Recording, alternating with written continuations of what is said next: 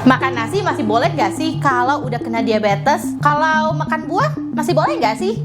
Jawabannya nggak sesimpel boleh atau enggak. Banyak orang yang udah usaha habis-habisan untuk jaga makan, tapi gula darahnya masih makin susah dikontrol.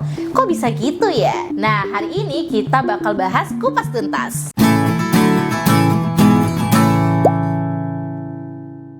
Begitu dengar kata diabetes, otak kita itu langsung masuk ke mode pantangan. Gak boleh ini, kurangin itu, jangan makan ini, jangan beli itu. Tapi metode kayak gini biasanya jarang bertahan lama karena terlalu membatasi dan gak realistis buat dijalani sehari-hari. Yang lebih berhasil justru bukan dipikirin apa aja yang harusnya dihindari, tapi gimana sih cara ngatur pola makan sehari-hari. Secara medis, yang paling penting dalam diabetes itu bukan sekedar jenis makanannya, tapi bagaimana makanan itu mempengaruhi kenaikan gula darah di dalam tubuh kita. Karena setiap makanan, karbohidrat akan diubah jadi glukosa, dan glukosa ini yang akan naik di darah kita. Kalau pola makan yang nggak diatur, lonjakan gula darah bisa terjadi berulang setiap harinya. Dan ini dalam jangka panjang bikin komplikasi. Jadi fokusnya bukan sekedar boleh atau nggak boleh, tapi mengatur ritme, kombinasi, dan juga porsi makan. Secara fisiologis, waktu asupan karbohidratnya terlalu rendah, tubuh akan masuk ke kondisi kompensasi, yang mana nafsu makan akan meningkat dan keinginan makan jadi lebih kuat. Dan sampai di satu titik langsung makan banyak sekaligus karena udah nggak tahan. Dan disitulah gula darah jadi ikut melonjak, bukan naik pelan, tapi lonjak yang cepat dalam waktu yang singkat, bahkan bisa lebih tinggi dari sebelumnya. Inilah yang disebut dengan roller coaster gula darah. Turunnya drastis, lalu naiknya juga drastis. Dan pola ini justru lebih berbahaya buat pembuluh darah kita. Jadi sebenarnya bukan makanannya yang salah, tapi cara mengaturnya yang perlu dibenahi. Karena dalam diabetes tujuannya bukan menghilangkan karbohidrat, tapi menjaga agar kenaikan gula darah tetap stabil dan juga terkontrol. Pola makan diabetes juga perlu dilihat dari 3 sisi. Apa yang dimakan, berapa banyak, dan kapan makannya. Ketiganya ini saling nyambung dan gak bisa dipisahin. Kalau makanannya udah sehat tapi porsinya berlebihan, gula darah juga tetap naik. Karena jumlah karbohidrat yang masuk tetap tinggi dan akhirnya diubah jadi glukosa di darah. Sebaliknya, kalau porsinya udah sedikit tapi makannya cuma 1-2 kali sehari, gula darah juga bisa jadi nggak stabil. Jadi secara fisiologis, waktu tubuh kita terlalu lama nggak dapat asupan, gula darahnya bisa turun. Lalu waktu makanan datang, terjadi lonjakan yang lebih tinggi karena tubuh dalam kondisi kaget menerima glukosa sekaligus. Ini yang sering bikin pola gula darah jadi naik turun dan sulit untuk dikontrol. Jadi nggak bisa kalau kita cuma fokus ke satu hal aja. Kunci mengatur diabetes itu ada di pola makan yang seimbang. Pilih makanan yang tepat, atur porsinya, dan jaga jadwal makan supaya tetap teratur. Karena tujuan akhirnya bukan sekedar makan sehat, tapi menjaga agar gula darah naik secara perlahan dan juga stabil. Soal jenis makanan, yang paling langsung ngaruh ke gula darah itu adalah karbohidrat. Nasi, roti, mie, tepung-tepungan, minuman manis, semua itu ujung-ujungnya akan dipecah jadi glukosa di dalam darah. Tapi bukan berarti nggak boleh sama sekali ya. Yang perlu dipahami adalah seberapa cepat makanan itu naikin gula darah kita. Nah, di sini ada konsep yang namanya indeks glikemik. Sederhananya, makin tinggi indeks glikemiknya, maka semakin cepat juga makanan itu diubah jadi glukosa dan masuk ke aliran darah kita. Nasi putih biasa itu indeks glikemiknya juga tinggi, artinya cepat naikin gula darah. Tapi kalau nasi merah, indeks glikemiknya lebih rendah, jadi penyerapannya jadi lebih lambat. Singkong rebus lebih aman dibandingkan singkong goreng. Pisang yang masih agak mentah juga lebih baik dibandingkan yang udah terlalu matang. Kenapa? Karena struktur karbohidratnya masih lebih kompleks dan seratnya juga masih lebih utuh, jadi dipecahnya lebih lambat di dalam tubuh kita. Terus ada loh yang lebih penting dari sekedar pilihan makanannya, yaitu kombinasinya. Nasi putih yang dimakan sendiri dalam porsi yang besar, gula darah bisa naik drastis. Tapi nasi putih yang sama itu kalau dimakan barengan tempe, sayur, dan sedikit lemak yang sehat seperti minyak zaitun ataupun minyak kelapa, justru penyerapannya jadi jauh lebih lambat. Karena secara fisiologis, protein, serat, dan juga lemak akan memperlambat pengosongan lambung dan juga penyerapan glukosa di usus kita. Hasilnya, gula darah naik secara lebih perlahan dan juga lebih stabil. Dan ini nggak bisa dianggap remeh karena lonjakan gula darah yang terjadi terus-terusan dalam jangka panjang bisa merusak dinding pembuluh darah dan juga mempercepat komplikasi diabetes. Sekarang soal porsi. Nah, ini nih yang sering banget kelewat. Udah ngerasa makannya sehat, tapi kalau dicermatin lebih detail, porsinya ternyata besar. Tubuh itu punya batas kemampuan buat ngolah gula dalam satu waktu. Kalau yang masuk terlalu banyak sekaligus, tubuh akan kewalahan dan hasilnya gula darah akan tetap naik meskipun makanannya udah bersih. Dan secara fisiologis, semakin besar porsi karbohidrat yang masuk, maka semakin besar lonjakan glukosa di dalam darah dan insulin harus bekerja lebih keras untuk menanganinya. Kalau ini terjadi terus-terusan, kontrol gula darah jadi semakin sulit. Nah, ada nih cara yang cukup praktis buat ngatur porsi makan kita, namanya metode isi piringku.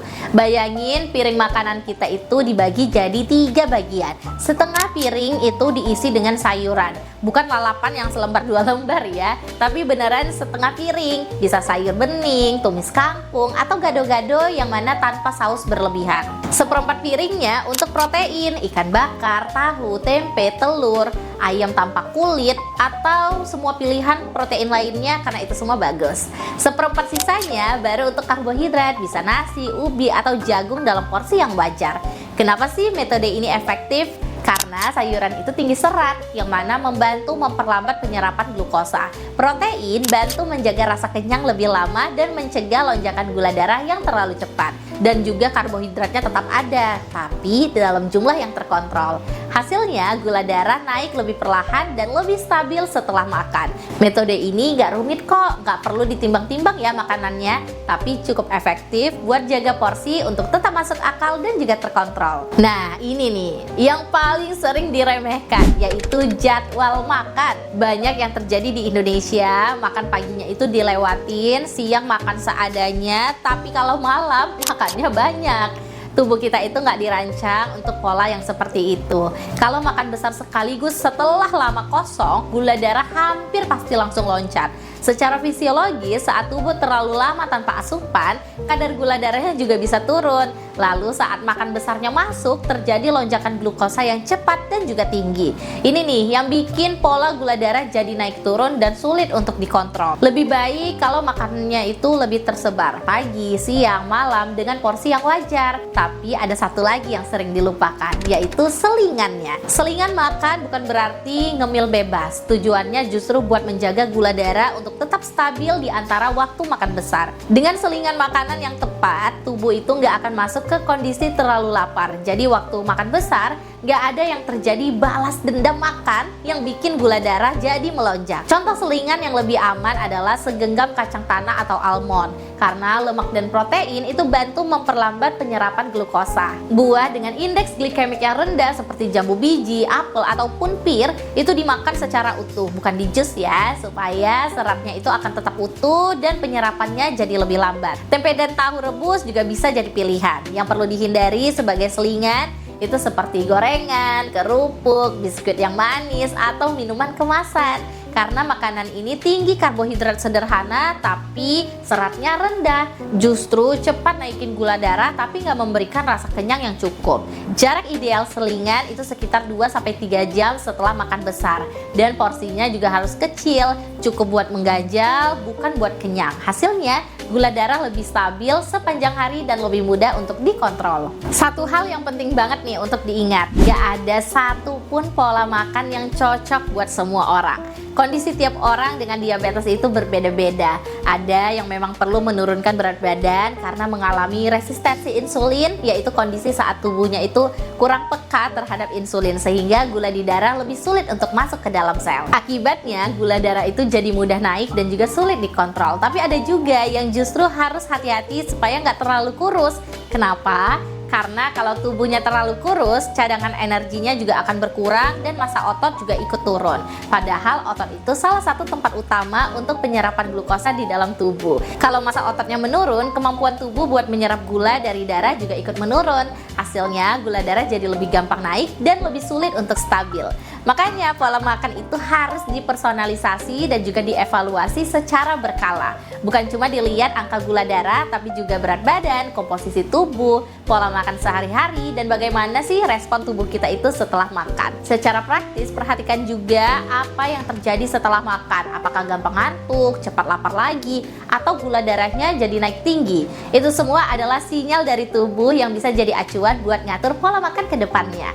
Jadi targetnya bukan cuma makan sehat, tapi menemukan pola makan yang paling cocok untuk tubuh kita sendiri, supaya gula darah bisa benar-benar stabil dan terjaga dalam jangka yang panjang. Tapi kadang ada kondisi di mana pola makannya udah rapi, olahraganya juga udah rutin, tapi angka gula darahnya belum bergerak sesuai harapan. Di kondisi seperti ini bukan cuma soal makanan atau aktivitas, tapi perlu lihat faktor lainnya.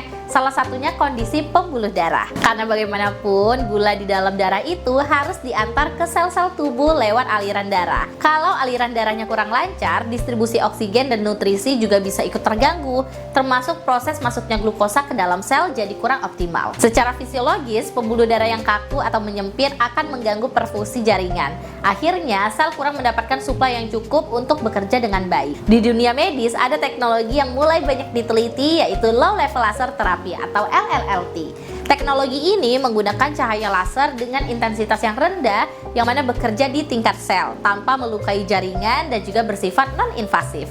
Salah satu efek yang diteliti adalah membantu meningkatkan produksi nitrik oxide, zat alami yang berperan melebarkan pembuluh darah dan juga menjaga elastisitasnya. Jadi saat nitrik oxide-nya meningkat, pembuluh darah akan lebih rileks, aliran darah akan lebih lancar, dan juga distribusi oksigen serta nutrisi jadi lebih baik. Dengan aliran darah yang optimal, metabolisme tubuh termasuk proses pengolahan gula darah itu bisa berjalan lebih efektif. Tapi perlu diingat, ini tuh bukan solusi utama ya. Karena pola makan, gaya hidup, dan pengobatan medis tetap jadi fondasi utama dalam mengontrol diabetes.